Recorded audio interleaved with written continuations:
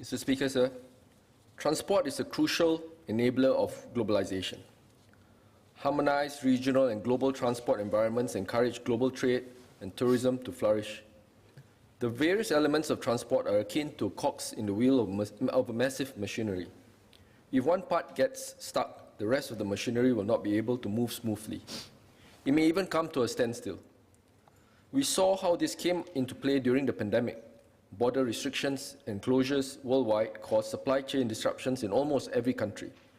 Our excellent relationships and various bilateral agreements established with our foreign counterparts over the years enable us to facilitate border movements for the transport of essential goods and services.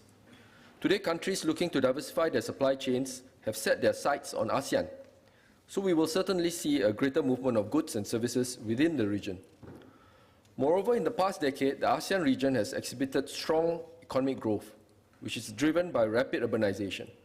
A burgeoning middle-class population translates into increased spending power, providing viable markets of consumers in the region for our local companies to appeal to. In this era, Singapore's active participation in the ASEAN Framework Agreement on Multimodal Transport, or AFAMT, has become more relevant than ever. The logistics sector in Singapore has grown with the rise of e-commerce. But Singapore is a small market, and we should strike while the iron is hot, do more to help our local logistics companies to spread their wings and encourage them to look beyond the shores. I note that the implementation of a registry of multimodal transport operators recognized under EFAMT could be one of the ways to give our logistics sector a boost. May I ask the SMS, what is the process for logistics companies to join? I understand that some minimum conditions set by the EFAMT must be met, but overall I hope the domestic qualifying criteria is not too onerous, or that the government would help companies with it. The AFAMT framework has been described as useful for new logistics entrants to gain a foothold in new ASEAN markets. I believe that this would mean the threshold for eligibility is not out of reach for the less established logistics companies. On the other hand, we want our companies to be recognized for their abilities and reliability. I urge the Ministry to extend assistance to raise standards across the companies that opt to join the registry. Mr. Speaker, it is also important that we address how the movement of hazardous materials is to be addressed under this FAMT framework. At the same time, we must also ensure that there is a robust system in place to prevent the movement of illicit goods such as drugs, weapons, and wildlife, and so on. Will there be outreach efforts to encourage companies to join the registry, for example? And specifically, how would being on the registry or possessing a multimodal transport document improve their access to potential clients in the ASEAN region? Will they enjoy some form of protection and insurance for their services and goods?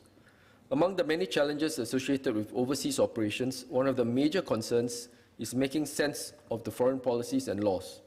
If their cargo or carriers go missing or get seized, would they receive assistance to retrieve it? With extreme weather causing more catastrophic events and natural disasters, do they get some form of insurance or support as part of the registry to curb their losses? This could take the form of strategic planning and risk management to help them navigate the safest routes based on season and current trends. The current COVID-19 pandemic has emphasized the importance of transport network to ensure that essential items from food to medicine can be moved expeditiously with minimum hindrance. I believe that being part of this registry can only be a boon.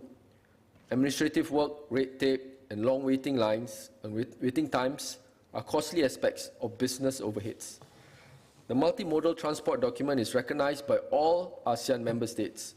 It streamlines the process such that companies seeking to transport goods across ASEAN would not have to navigate different regulations. This would translate into low overheads and better margins for companies. Reduced logistics costs means and presents a win-win situation for all. So I support the bill. May it be a stepping stone for our logistics sector to soar to greater heights. Thanks. Order. I propose to take a break now. I suspend the sitting and we'll take the chair at 4:25 p.m. Order. Order.